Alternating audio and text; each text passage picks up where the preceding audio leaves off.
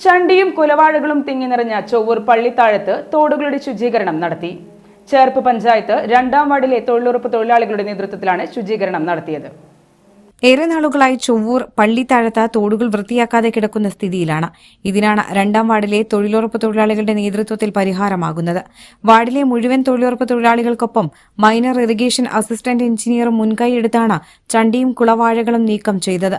JCB ഉപയോഗിച്ചായിരുന്നു ശുചീകരണ പ്രവർത്തനങ്ങൾ നടത്തിയത്. നാട്ടുകാരും ആവശ്യമായ സഹായവുമായി സ്ഥലത്തുണ്ടായിരുന്നു. ശുചീകരണത്തിനിടെ നിരവധി മത്സ്യങ്ങളും ലഭിച്ചു. തോട്ടിലുടനീളം മത്സ്യം പിടിക്കാനായി വലകൾ വിരിച്ച നിലയിലാണ്.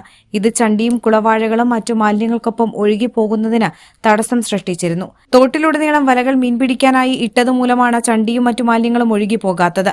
മത്സ്യം പിടിക്കാൻ വെള്ളത്തിന്റെ ഒഴുക്കിന് തടസ്സമായി വിരിച്ച വലകൾ ബന്ധപ്പെട്ടവർ ഉടൻ അഴിച്ചുമാറ്റണമെന്ന് അധികൃതർ അറിയിച്ചു.